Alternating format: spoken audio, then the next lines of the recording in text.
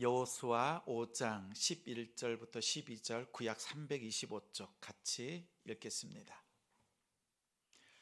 6월절 이튿날에 그 땅의 소산물을 먹되 그날에 무교병과 볶은 곡식을 먹었더라. 또 그 땅의 소산물을 먹은 다음 날에 만나가 그쳤으니 이스라엘 사람들이 다시는 만나를 얻지 못하였고 그 해에 가나안 땅의 소출을 먹었더라. 하늘의 만나가 보이지 않을 때, 하늘의 만나가 보이지 않을 때라는 제목으로 말씀 전하겠습니다. 우리가 몇 주 전에 성탄 트리를 켰지요. 성탄 분위기가 잘 안 났어요. 근데 오늘 예배를 말씀 듣기 전에 우리 함께 찬양할 때요, 성탄 찬송가를 부르니까 어떠셨어요? 12월이구나. 성탄이 다가왔구나. 이런 느낌이 드셨죠? 이제 12월에 예수님께서 오신 그 날을 기념하면서 기억하면서 감사함으로 나아가는 우리 매 주간이 되길 소망합니다. 어느 여자 여자 집사님의 이야기입니다. 이 집사님의 아버지가요, 10년 동안 중풍을 앓다가 소천하셨어요. 어머니와 함께 장례를 치르고 돌아오는 길에 이 집사님이 엄마에게 물어보는 겁니다. 엄마, 그동안 아빠 병간호 하느라고 정말 수고 많이 하셨지요? 그런데 어떻게 아버지의 그 마지막까지 지극정성으로 돌봐줄 수 있었어요? 이렇게 물어본 거예요. 그러자 너희 아빠랑 결혼하고 며칠 지나서 산책을 갔어. 그런데 그때 아빠가 내 손을 꽉 잡아주면서 이렇게 말하더라. 여보 사랑해. 내가 평생 당신 지켜줄게. 그 말이 그렇게 이 가슴에 남더라. 그 말을 듣고 나니 나도 평생 이 남자를 사랑해야 되겠다, 이런 생각을 했어. 자, 보세요. 평생을 사는 동안에 남편과 이야기를 나눈 대화가 얼마나 많겠어요? 많겠지요. 한두 가지가 아니겠지요. 또 좋은 일도 있었고 그렇지 않은 일도 있었겠지요. 특히 남편이 중풍으로 자신의 몸을 가누지 못할 때 가장 힘들지 않았겠어요? 그런데 이분은 남편 하면 딱 생각나는 것이 있어요. 뭐예요? 그때 그 지점이 생각나는 거예요. 남편 하면 그때 그 지점이 생각나요. 과거의 그 지점. 어떤 지점이에요? 그 따스했던 그날, 남편이 잡아줬던 그 손, 따뜻했던 그 음성, 부드러웠던 그 마음, 그 지점이요, 이 엄마의 마음 속에는 딱 저장이 되어 있는 거예요. 이렇게 저장된 그 지점은 세월이 지나도 지워지지가 않습니다. 평생 남아요. 그래서 그 사랑했던 남편의 그 말이 평생 그 한 남자를 사랑할 수 있는 힘이 되었던 겁니다. 여러분도 한번 생각해 보세요. 한 사람 떠올려 보세요 하면 그 사람을 생각해 보면 뭐예요? 많은 사건들이 있는데 딱 생각나는 그 지점이, 과거의 그 지점이 있어요. 근데 그 지점이요, 고통과 눈물이야. 그러면 생각만 나면 지금도 고통과 눈물인 거예요. 그런데 그 지점이 행복이었으면, 기쁨이었으면 지금도 그 기쁨과 행복을 누리는 것이 우리예요. 우리의 기억이란 그렇습니다. 무엇을 기억하느냐, 그 따라서 지금 누리는 것이 달라져요. 저도 참 궁금했어요. 저의 아내는 나를 어떻게 생각하고 있을까? 나를 뭐라고 기억할까? 그래서 제가 물어봤어요. 당신은 결혼할 때쯤에 나를 어떻게 기억하고 있어? 내 모습은 어떤 것이 좋았어? 라고 물었어요. 그랬더니 당신 정말 잘생겼어. 웃는 이유 알아요. 아니라는 거 알면서 그 얘기신 거죠? 목소리가 너무 좋아. 이렇게 말할 줄 알았죠. 이렇게 말합니다. 당신 팔뚝이 멋있었어. 난생 처음 들어봤어요, 이런 얘기를. 이런 고백은. 하얀 팔뚝이 그렇게 멋있었답니다. 그래서 한눈에 반했대요. 좋아해야 될지 말아야 될지. 저는 보세요, 팔뚝 미남입니다. 팔뚝 미남. 보여주고 싶네요. 팔뚝 미남이에요. 이 팔뚝으로요 아내를 얻었습니다. 아내는 가끔 저에게 이렇게 말합니다. 지금도 그때 그 남자의 팔뚝이 그립다. 저한테 그렇게 얘기를 해요. 자, 보세요. 누군가를 생각하잖아요. 그러면 우리의 기억은 그 사람을 기억할 수 있는 과거의 한 지점으로 돌아갑니다. 우리를 그 지점으로 이끌어요. 그래서 그때의 감정을 다시 불러일으켜서 지금 그 은혜와 감사와 기쁨과 이것을 누리게 하는 거 있어요. 자, 그러면 유대인들에게 있어서 하나님 하면 딱 돌아가는 그 지점이 어디일 것 같으세요? 광야 40년. 왜 유대인들은 그 광야 40년이라고 하는 그 지점으로 자꾸만 돌아갈까요?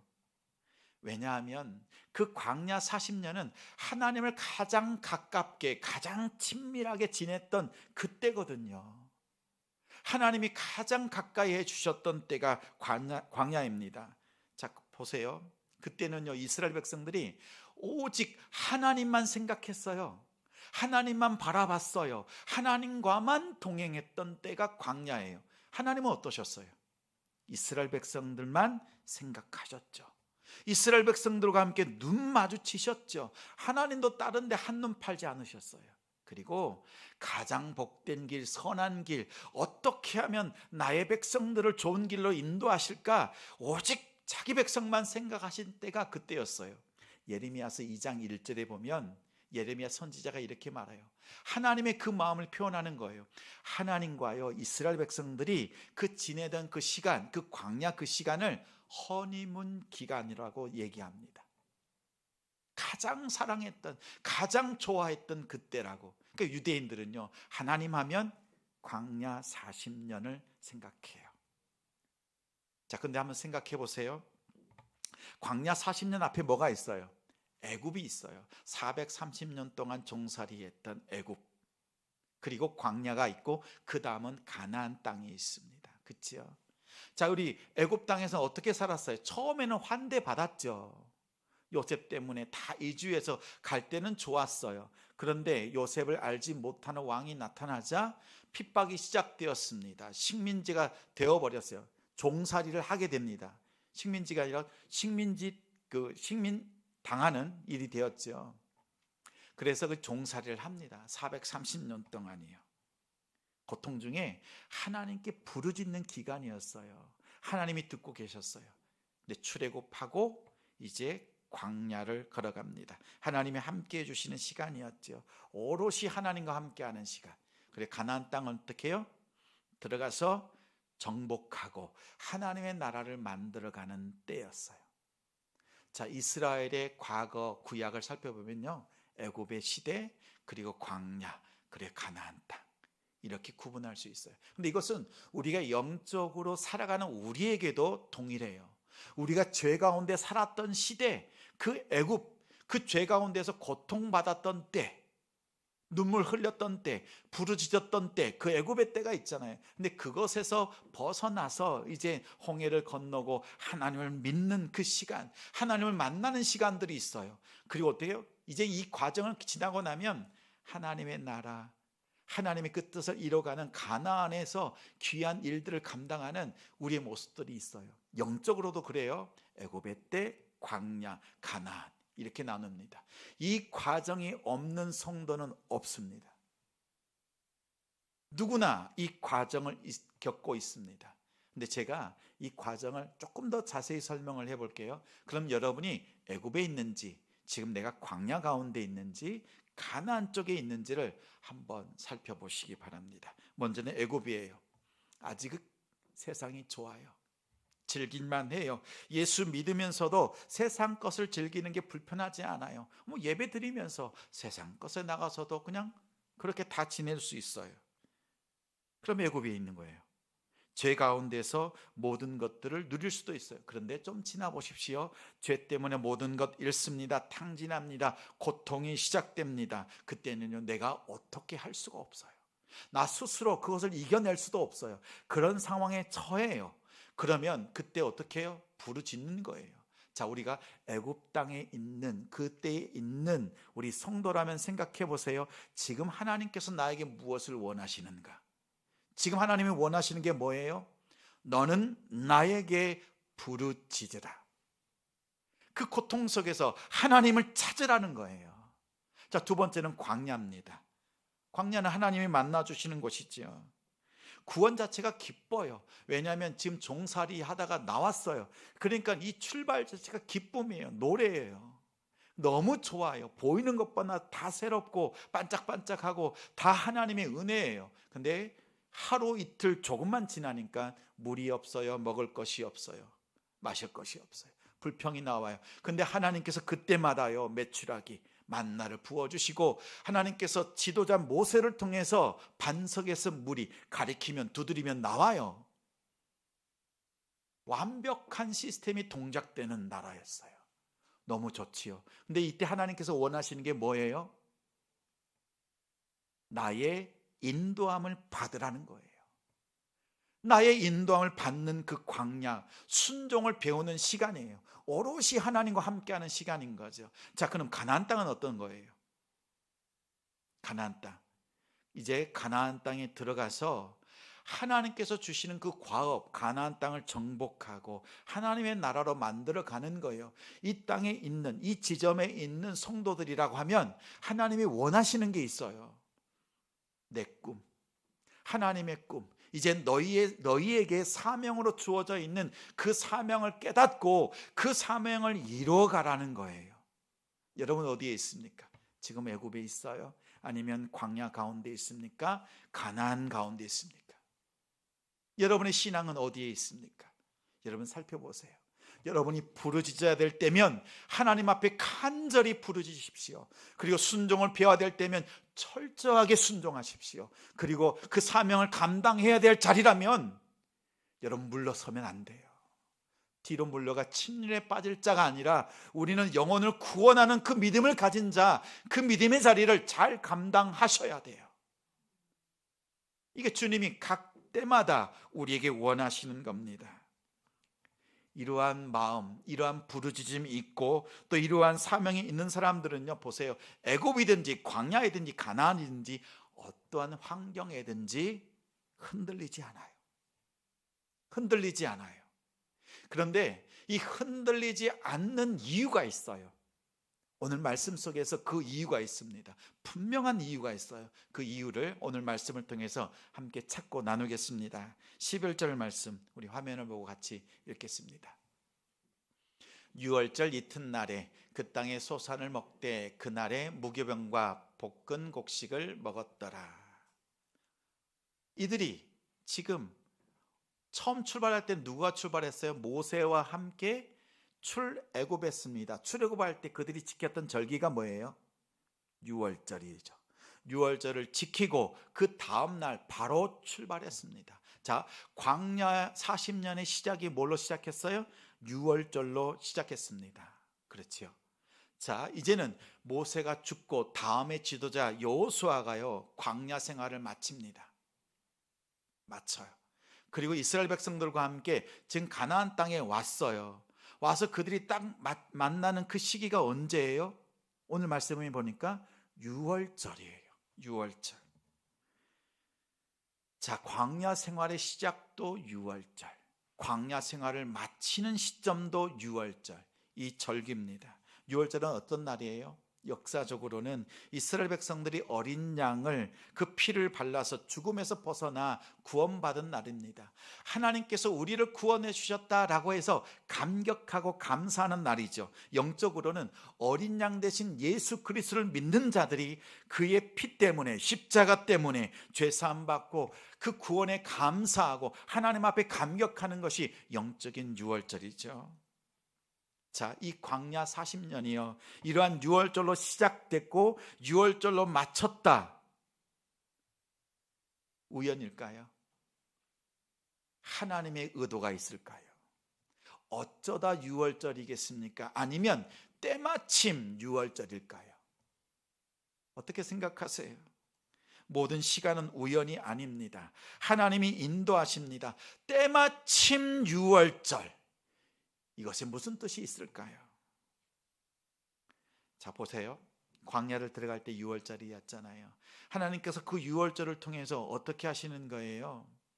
광야를 들어갈 때 너희들이 40년 동안 광야 생활을 할 건데 딱 한 가지 마음에 저장하고 있어야 될 것이 있다라는 거예요. 그건 다름 아니라 6월절, 곧 하나님의 구원을 기억하라는 거예요. 하나님 하면 출애굽 당시에 그 지점으로 너희의 마음을 돌이켜서 구원해 주신 하나님을 기억하라는 거지요. 마찬가지로 이제는 광야 생활을 마치고 가나안 땅을 들어가려고 해요. 광야를 들어가려고 했던 그 시점처럼 이제는 그들이 가나안 땅으로 들어가는 그 시점에 만난 절기가 6월절이에요. 다시 말하면 뭡니까? 이 6월절을 지키면서 뭐예요? 너희가 가나안 땅을 살 거야. 살 때 어떻게 살으라고요? 너희들을 구원해 주신 그 시점, 첫 번째 6월절 그 시점, 하나님이 너희를 구원해 주셨던, 만나 주셨던, 불러 주셨던 그 시점을 기억하면서 가나안 땅에 들어가서 그 은혜로 살아가라는 겁니다. 6월절에 구원하신 하나님을 기억하는 것. 자, 보세요. 이 구원의 감격을 잃고 살아가잖아요. 그러면 가나안 땅에 들어가잖아요. 그러면 금세 가나안 땅의 문화에 물듭니다.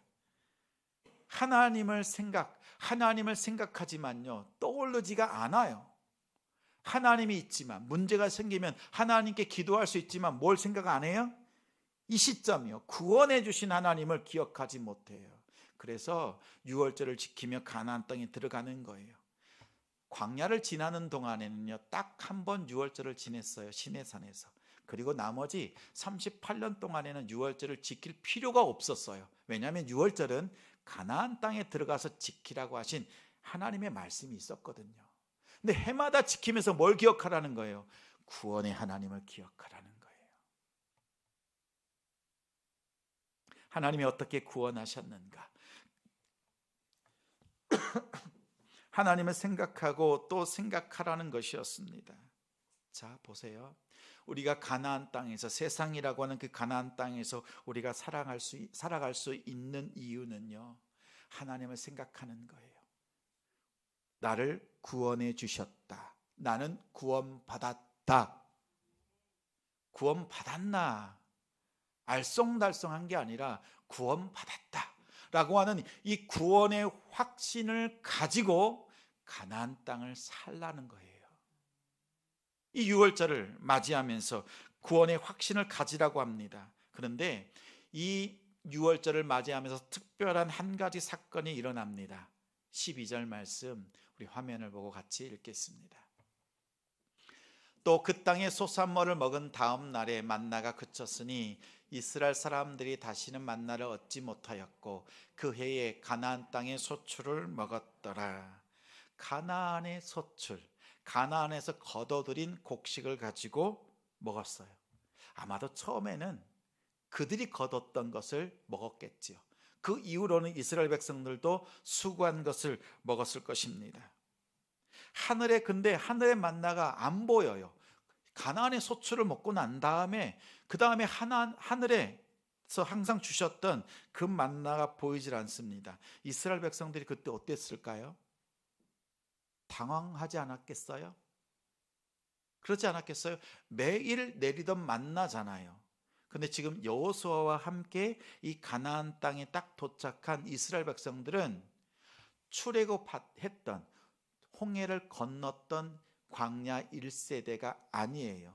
1세대는 광야에서 다 엎드려졌습니다. 다 죽었어요.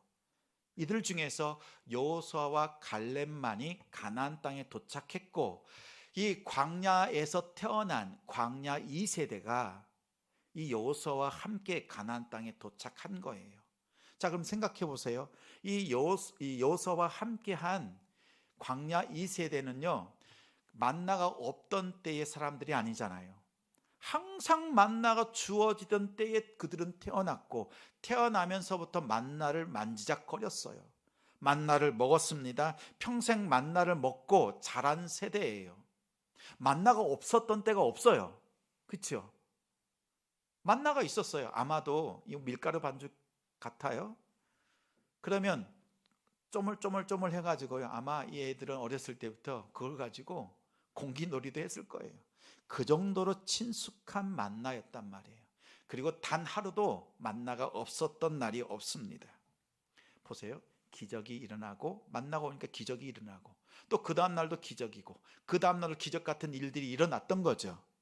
근데 광야 2세대에게 있어서는 뭐예요? 기적이에요? 기적이 또 기적이 또 기적.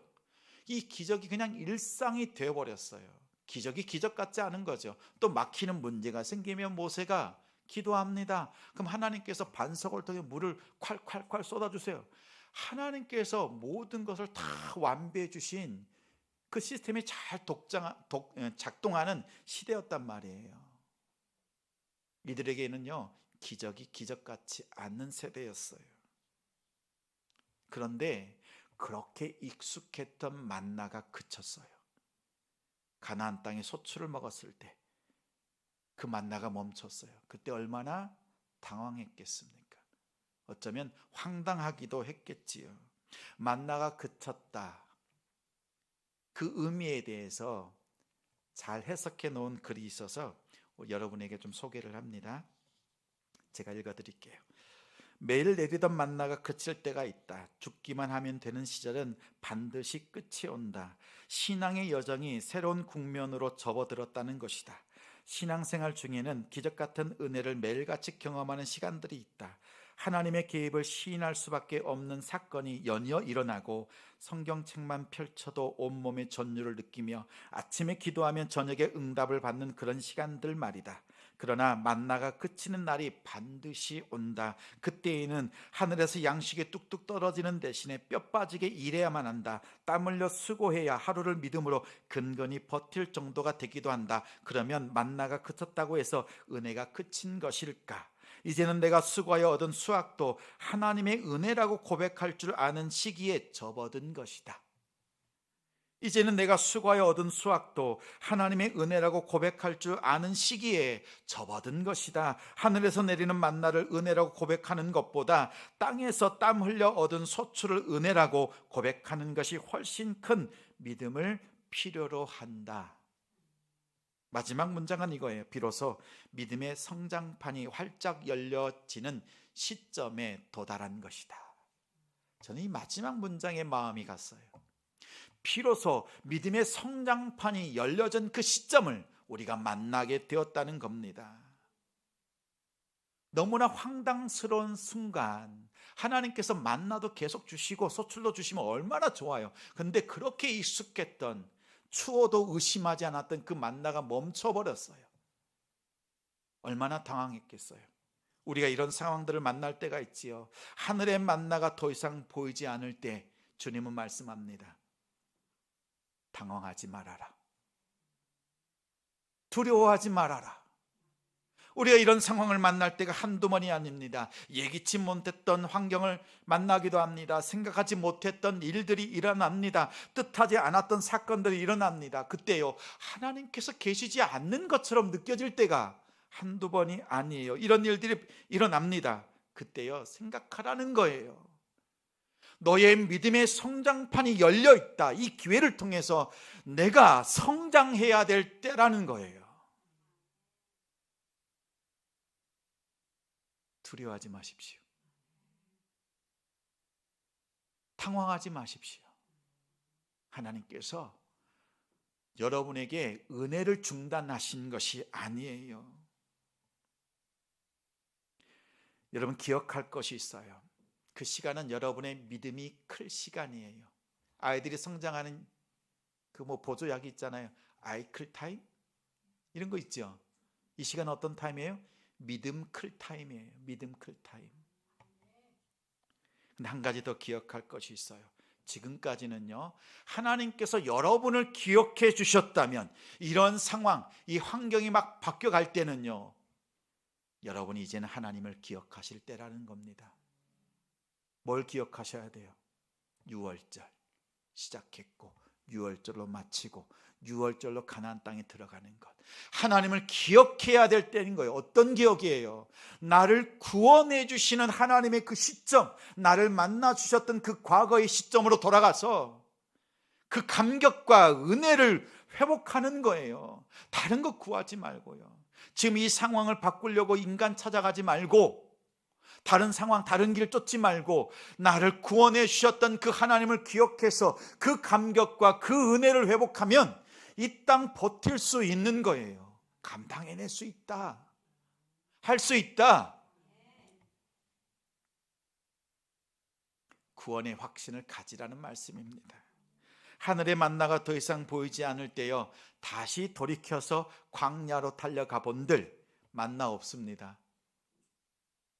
여러분이 다시 광야로 돌아가도 만나 없어요. 하나님의 은혜가 끝난 것이 아닙니다. 만나는, 그동안 만나는 나의 내일을 보장해 주었지만 이제는 만나가 없어서 이제는 불투명합니다. 만나라고 하는 비상식량에 이제는 의지하면 안 돼요. 어떤 식량을 갖춰야 돼요? 전투식량. 가나안 땅에 들어갈 때 전투해야 되잖아요. 이제는 전투식량을 예비해야 합니다. 준비해야 돼요. 거저 받았던 은혜에 도취되지 말고 수고한 것으로 은혜를 고백할 수 있는 자리까지 나아가라. 나아가는 비결이 뭐예요? 하나님을 생각하는 거예요. 나를 구원해 주셨던 그 지점에 내 마음을 쏟고 은혜와 그 감사를 회복함으로 가나안 땅에 들어가고 나아가는 것입니다. 다시 한번 말씀드립니다. 만나가 그쳤다는 것은 하나님의 은혜가 단절되었다는 것 아니에요. 여러분에게 믿음의 성장판이 활짝 열려 있다. 축복의 시작이 다시 시작되었다라는 거예요. 전에는 하늘의 것으로 감사했다면 이제는 땅의 것으로 또 다른 감사, 또 다른 은혜와 기쁨을 누리라고 하는 말씀이에요. 이 기쁨과 이 감사를 누리는 성도가 됩시다. 우리 그런 가정 됩시다. 하나님이 여러분을 광야나 또 가나안에서나 이 구원의 은혜, 구원의 확신으로 살아가도록 인도하고 계세요. 우리가 올 한 해 사는 동안에 여러분 어떠셨어요? 항상 평안하셨어요? 흔들리지 않았어요? 매번 흔들리고 매번 자빠지고, 넘어진 게 아니라 자빠졌잖아요. 처참하게 주님이 없는 것처럼 그렇게 탄식하고 눈물 흘렸던 이유가 뭐예요? 하나님 하면 생각나는 그 구원의 시점, 내 안에 구원의 확신이 흔들렸던 거잖아요. 구원의 확신이 흐릿해졌으니까 그때마다 흔들렸던 거 아니에요? 주님께서 말씀하시는 거예요. 그때를 기억하라는 거예요. 가나안 땅, 그 세상에 물들지 않으려고 하면 너희는 기억해라. 나는 구원받은 자다. 구원의 확신을 가지고 살아가라는 거예요. 만약 이 구원의 확신을 잊어버리면 치매에 걸릴 수밖에 없어요. 영적인 치매요. 구원의 확신을 모르고 사는 성도들이 있어요, 없어요? 여러분 예수님 믿어요, 안 믿어요? 구원의 확신 있어요? 세게 얘기하니까 제가 당황하네요. 2번, 3번 물어보면요, 구원의 확신의 소리가 점점 작아져요. 우리가 이 구원의 확신이 없다라는 것은 영적인 치매 상태에 들어간 거예요. 여러분이 깨어 계셔야 돼요. 구원의 확신을 가지고 이 땅을 살아가셔야 돼요. 다른 것 구하지 마십시오. 자, 이 가나안 땅에 들어간 것에 대해서 독일의 신학자요 또 목회자였던 본회퍼 목사님이 이런 말씀을 했습니다. 우리가 가나안 땅을 살아간다는 것은 이제 값없이 살아가는 것이 아니라 나의 수고를 통해서 값비싼 은혜의 삶을 살아가는 길이다. 그 값비싼 수고, 그 은혜를 누리는 그 자리를 피해서는 안 됩니다. 하나님께서 거저 주셨던 그 은혜를 기억하고 이제는 우리가 값비싼 수고로 은혜를 누리는 자리까지 적극적으로 나아가는 우리 성도들 되시기 바랍니다. 이제 은혜가 주어지는 방식이 바뀌어진 거예요. 만나에서 소출로. 두려워하지 마십시오. 당황하지 마십시오. 담대하게 주님 바라보면서 나아가시길 바랍니다. 자, 우리의 삶 속에 이 구원의 확신이 그만큼 중요한 거예요. 그동안 한 해 동안 어려웠던 문제들요, 한번 점검해 보세요. 그래서 남아있는 우리 몇 주, 이 3주 남았잖아요. 자, 예수님께서 왜 이 땅에 오셨는가? 짧은, 그것도 33년의 생애, 또 제자들을 가르쳤던 그 3년의 생애가 어떤 의미가 있었는가? 여러분 기억하며 정말 그 사모하면서 그 감격과 구원의 기쁨을 회복하는 여러분들 되기 바랍니다. 구원의 확신을 다시 한번 덧입는 여러분들 되기 바랍니다. 다시 한번 묻습니다. 여러분 예수님 믿으시죠? 믿으시죠? 믿으시죠? 구원의 확신 있어요? 오늘 죽어도 천국 갑니까? 정말이요? 입술이 점점 작아져요. 어느 장로님이요, 임종이 가까웠어요. 그 교회 목사님이 방문을 했습니다. 근데 목사님이 가만히 보니까 이 장로님이 구원의 확신이 없어. 장로님인데 구원의 확신이 없어. 그래서 목사님이 이렇게 저렇게 막 설명하는 거예요. 확신을 가질 수 있도록 막 비유로 설명해 주는 거죠. 그런데도 장로님이 죽는 거에 대한 불안한 거예요. 근데 예수님은 믿어. 근데 불안해. 이걸 어떻게 할까라고 하면서요, 목사님이 생각이 났어요. 말씀 구절이 떠오른 겁니다. 요한복음 5장 24절 찾아서요, 장로님에게 딱 내민 거예요. 여러분 성경 한번 펼쳐보세요. 요한복음 5장 24절.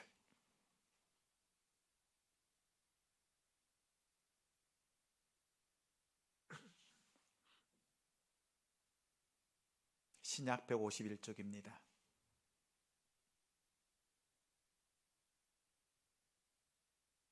같이 읽겠습니다. 시작.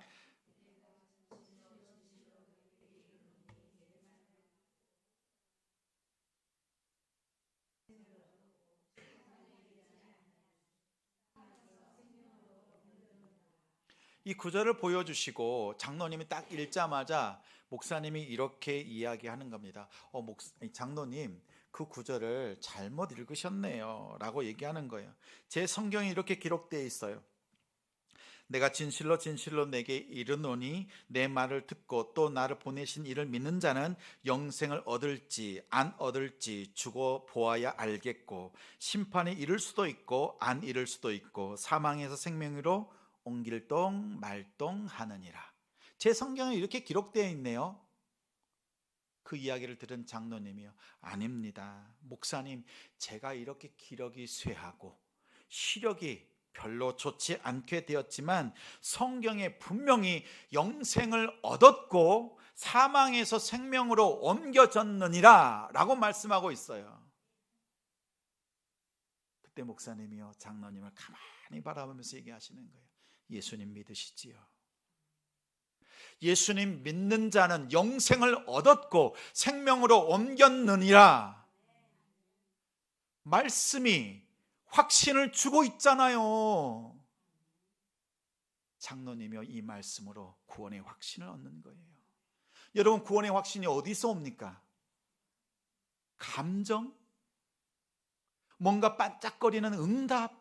그것도 응답이죠. 확신을 가질 수 있도록 돕는 조그만 도구가 될 수 있어요. 그런데 우리 진정한 구원의 확신은요, 말씀 속에서 오는 거예요. 여러분의 마음 속에서 구원의 확신이 흐려질 때, 보이지 않을 때, 여러분이 하나님을 찾을 때, 내 구원의 확신이 흐리다라고 할 때 여러분이 돌아와야 될 지점이 어디예요? 요한복음 5장 24절 이 구절로 돌아오셔야 되는 거예요. 다른 것 쫓지 마시고요. 여러분 예수님 믿으시지요? 구원의 확신이 있지요? 구원의 확신이 어디에 있어요? 요한복음 5장 24절 나의 구원의 확신은 여기에 있습니다. 이렇게 고백하고 그 구원의 확신으로 정말 하나님이 우리를 인도해 주시는 그 광야, 그리고 세상이라고 하는 그 가나안 땅을 믿음으로 거뜬히 승리하시고 또 잘 버텨내는 우리 성도들, 우리 가정들 되시기를 주님의 이름으로 축원합니다. 축원합니다.